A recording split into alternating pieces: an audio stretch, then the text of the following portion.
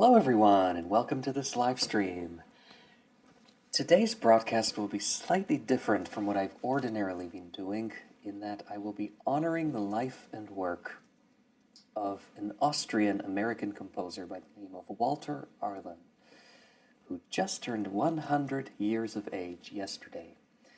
And talking with him on the phone this morning, he has not lost a speck of his wonderful old Viennese dialect and charm.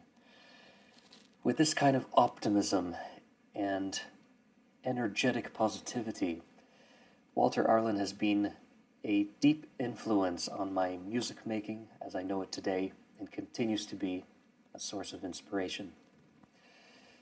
Walter Arlen was born in 1920 in Vienna, Austria, where his grandfather owned a department store. And he was brought up with that rich Viennese culture of Otto Wagner in architecture, Sigmund Freud, Gustav Klimt, the electrifying operas of Richard Strauss, and more importantly, the intimacy of songwriting and the house music culture, very much brought about by Franz Schubert many generations earlier. And Walter Arlen jokes to this day about having to dress up as Franz Schubert for a class play. However, Walter Arlen's dreams were shattered as a young 17-year-old when in 1938 the Nazis had stormed into the city and taken over. Soon after, his father was imprisoned, grandfather murdered in Treblinka, mother committed suicide. A tragic tale, and Walter fortunately was able to flee. Just a day before his visa was set to expire, he boarded a train for Trieste and sailed over to New York and has lived in the US ever since. I thought, what better way to kick off this Saturday stream than to honor his life and work. And his surname, actually, Arlen, is not his birth surname. He was born Walter Aptowitzer, and when he came to America, he fell in love with the songwriting of Harold Arlen, who wrote the music to Wizard of Oz, and decided to take his last name. So there we have it. We have Walter Arlen. He worked as a furrier in Chicago while taking music lessons, and eventually settled in Southern California and got a job both as a piano teacher and as a music critic. What makes this story so interesting that I've uncovered in so much of my research of other exiled composers is a kind of quiet shame and embarrassment to show one's work, sort of practicing silence, as many Jews call it. But more so, Walter was in touch with so many luminaries of the 20th century, and he had reviewed the concert and engaged in intellectual discussions with composers such as Igor Stravinsky or Darius Milhaud, Maria Castelnuovo Tedesco. Yet he was too embarrassed to show his music, and it wasn't until about the age of 80 that he finally showed his music to the world. By the way, I've been composing. And meeting over a coffee in Vienna over 10 years ago was my first encounter, as every first encounter in Vienna is. This was right by the enchanting Stephansdom in the very city center of Vienna. We had a coffee that was supposed to be a short, 15, 30-minute talk to try and qualify me to see if I'm a pianist he could possibly work with after just telling about 20 other pianists, no thank you. And our discussion just ended up going 2-3 hours. We simply couldn't stop, and I simply couldn't stop listening to the stories and the incredible amount of musical life that this man has experienced. I would like to begin this broadcast with a kind of nostalgic work, a sort of tone poem, very much a kind of song without words in the style of Mendelssohn, perhaps, but very much still a tonal work with elements of impressionism and even occasionally expressionism. And it's called Die letzte Blaue, which simply means the last blue. And this is a work about the last blue disc that was displayed on trams in the early 20th century Vienna. And the last blue disc meant that was the last tram of the day. And you better catch that, otherwise you're walking home. So this little tone poem has a few quotes, and I want to see if you can recognize them. One is very obvious, especially if you've flown Air Austria within the last year. And the other is a Schlager, which anyone from Vienna, from the living, in the 30s or 40s, may be able to recognize. Here it is.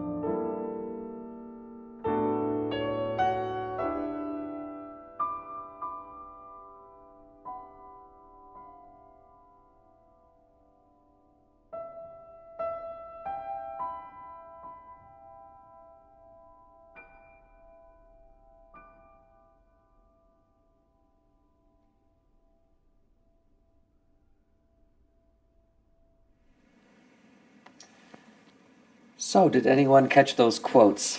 I'm looking through the various comments on different platforms. Of course, the Blue Danube Waltz is is at the very end and in the middle. A couple other little quotes from Johann Strauss, Jules. And at the very end, you saw in the score, there was the marking bye-bye, a goodbye to the beautiful youth, Viennese youth of Walter's imagination. There are elements of German, Austrian music, a beautiful kind of melodic, rhythmic suppleness, and innate sense of comfort all throughout. And I think that kind of comfort is precisely what exiled composers needed. Music is a kind of refuge, a way to escape from all that trauma of the past. And I mentioned at the beginning of this stream that Walter's music is that kind of frozen time capsule. These Schubertian ideals of a song, or in this case, a song without words, an intimate soundscape that allows our imagination to find our sense of home and comfort, which is what makes it so relevant today. Still talking to Walter at the age of 100, he feels like a good friend to me. It's almost hard to feel any generation difference. And that timeless quality persists in his music. Now, a recent interview from Die Zeit, a German newspaper, Walter had confessed that he's never loved the city as much as he has loved Vienna. And I wanted to play a little bit of a trailer, actually, full trailer of a movie, a documentary that was released roughly 2 years ago, which I had the honor to take part in, and the piano music was very aptly provided and used as a soundtrack in so many of the clips. And this trailer trails Walter Arlen's life from his youth and upbringing to the kind of charming Walter Arlen as he is today. Let's play that now.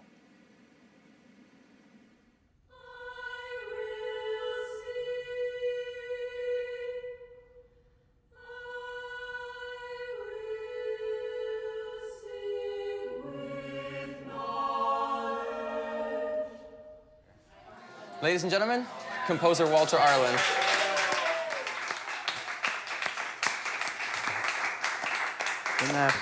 I take my hat off to you. I heard you sing from the outside and sounded wonderful. Thank you. So we're just going to go ahead and keep rehearsing like we were, and when you have anything to say, I'll say it. Yeah, good. Good, love that.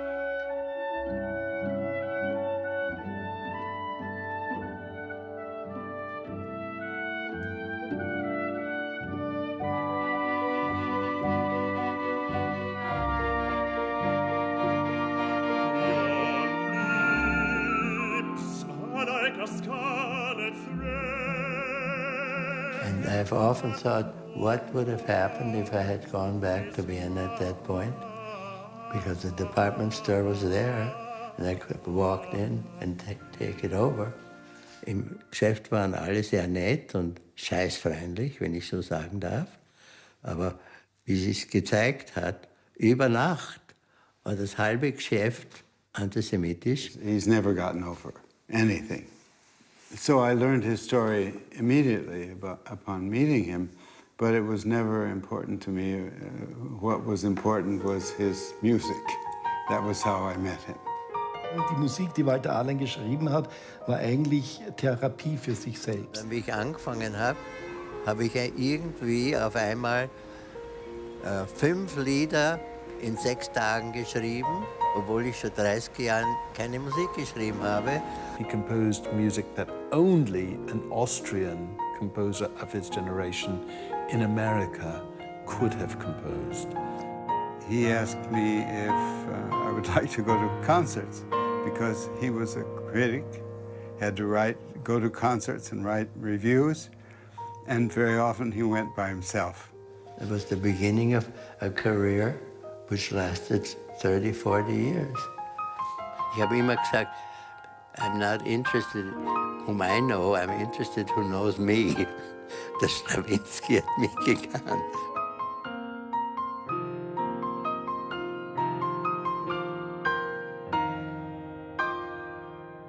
Where's the Besteck? I have it in my hand. Oh, It's a fork, that's it. let's go to the Wurst. What is that? Cranberry sauce. No, it's not Preiselbeeren, Howard. Okay. Not cranberry sauce.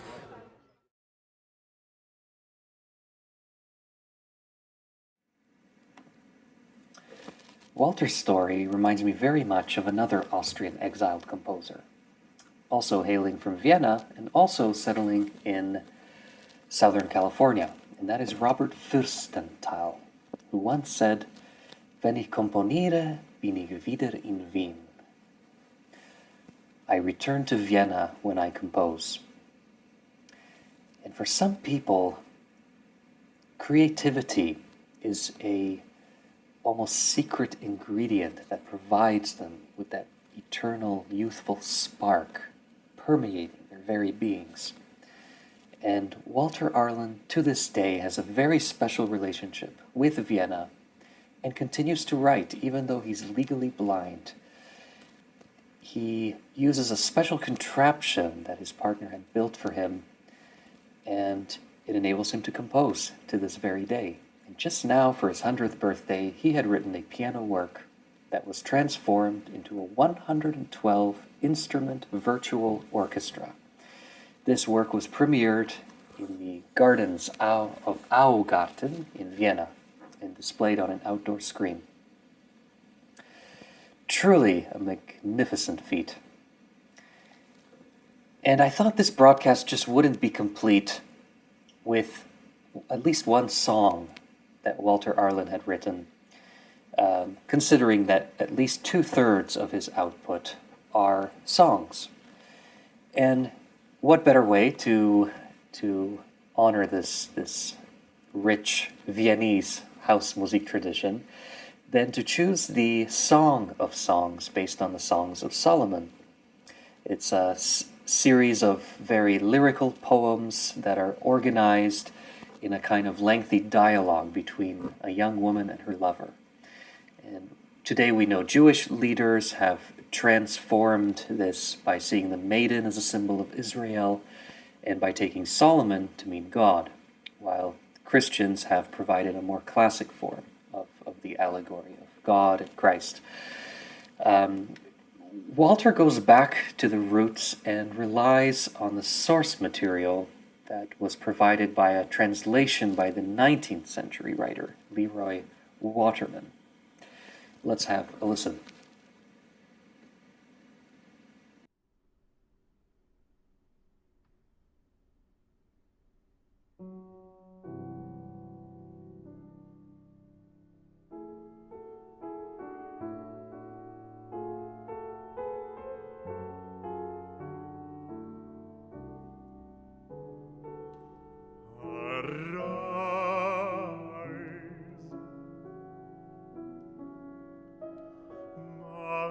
Beautiful shepherdess, and come away,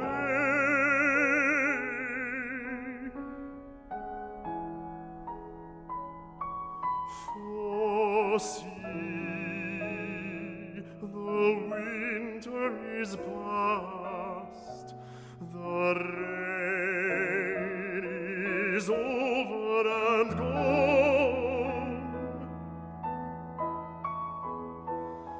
The flowers appear on the earth, the time for singing has come, and the voice of the turtle dove is heard in the land.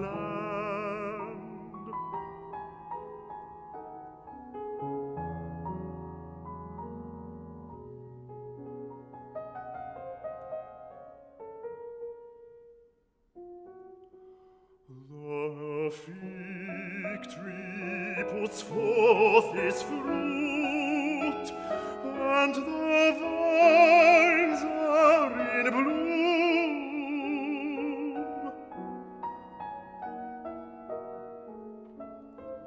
They diffuse perfume.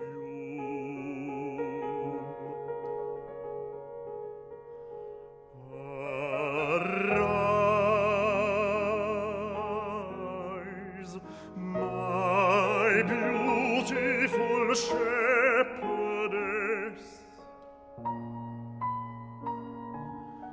and come away.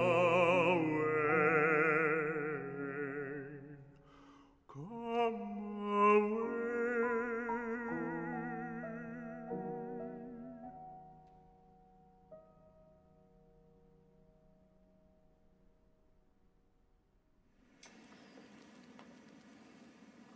The beauty and mysteries of profound love have inspired artists since the beginning of time. And I wanted to end this live stream by wishing Walter, now that he has accomplished his first 100 years, much more health, peace, and that he continues touching our lives with his wonderful music.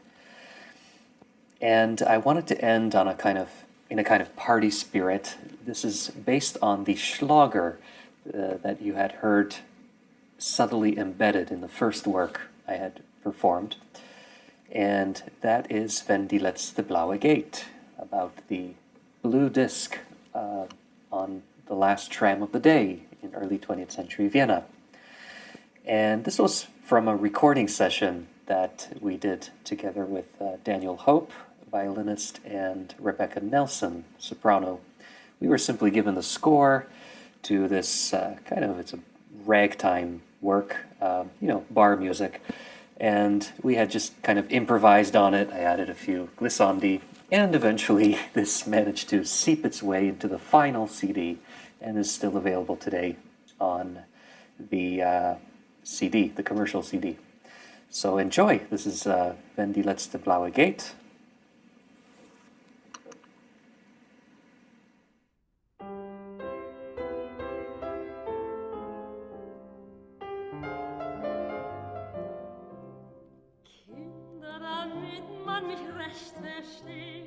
Wer zu lange schläft, der ist blind.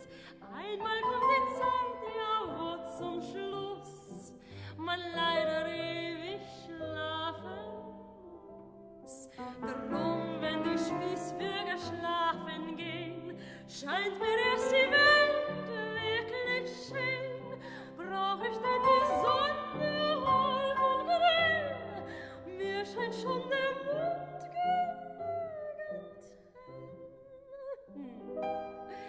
Wenn die letzte blaue geht, erst in die Badegent der Schlaue geht, die süßen Mädeln sind schon alle drin.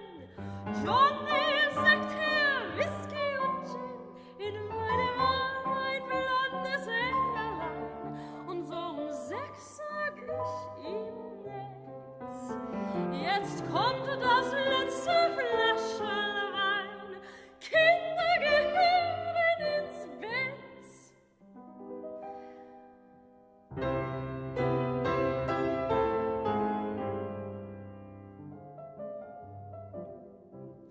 Kinder, für mich ist das eine klar. Mittelpunkt der Welt ist die Bar, weil sich dort Gesang und Weib und Wein gesetzt zum fröhlichen Verein. Wie um die Sonne sich der Planet schließlich sich mich alles dreht und so bei der 10. Flasche singt, hab ich manchen neuen Stern entdeckt. Wenn die letzte blaue geht, erst in die Badegent der Schlaue geht, die süßen Mädeln sind schon alle drin. Johnny sagt Whisky und Gin, in meinem Arm